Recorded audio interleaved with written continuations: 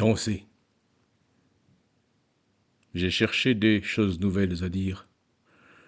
Je n'en ai pas trouvé. Alors, je visite le continent.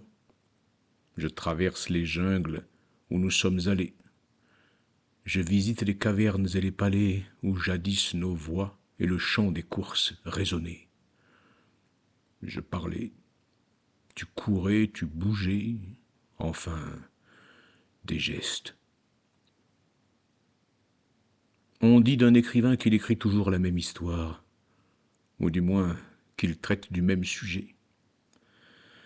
En fait, trouver du neuf à dire n'est pas si simple. D'ailleurs, de quoi parle-t-on? Ce qui fait de nous des hommes, l'amour, la mort, la crainte des deux. On n'épuise pas de tels sujets. On s'y épuise. Tout ça n'est pas une guerre, à peine une expédition. J'ai remis mes bandes moletières et chargé mes vieilles mules, chevauché la métaphore. Et puis, voilà, épaisse, chaude, humide la jungle. On dirait la toison d'une femme si j'ose. Beaucoup trop de senteurs d'ombre, de mots, presque renversants, presque saoulants. L'hypnose d'un voyage dont on ne connaît pas l'itinéraire ni le but, horizon et mémoire. Mais la colonne de mules avance, dandinant ses sacs. Des croupes de nonnes dans la touffeur verte. La poésie m'a-t-elle rendu quelque chose? Rien à foutre qu'elle a, rien à donner. L'île perdue où meuglent les dernières grandes bêtes. J'y suis allé, j'y retourne. Elle m'offre ma seule aventure, celle du texte, et je m'y use. Il y a bien quelque honte à parler ainsi de soi, presque à soi d'ailleurs. Pourtant c'est ainsi qu'est née la conscience, paraît-il. Dans ce murmure entendu en nous-mêmes, c'est là que tout se cache. Les dieux des rochers et des rues, les morts, le courage d'être.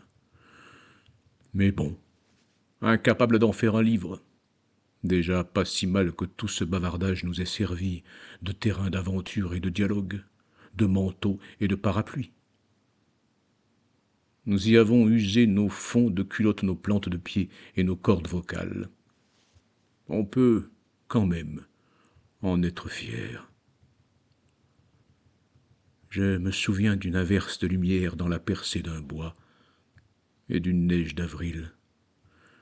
Mais tout se mêle. Mais à quoi sert d'y penser?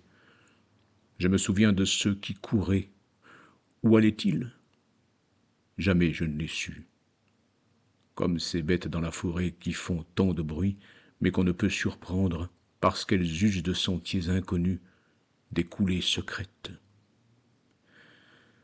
Des mots, puis encore des phrases somme toute. Pour parler avec qui et dans quelle langue? S'il en reste 4, lesquelles vaudraient la peine d'être gravées par un bon artisan, parce qu'elles sont vraies, c'est bien. Mais je les ai si bien cachées dans les halliers, les taillis, les jungles, que je ne les retrouve pas. C'est de cette façon que j'y retourne, dans ce lieu désenchanté, comme on goûte les merveilles d'Athènes en visitant l'Acropole. Bref, assez de mélancolie et donnons de la voix.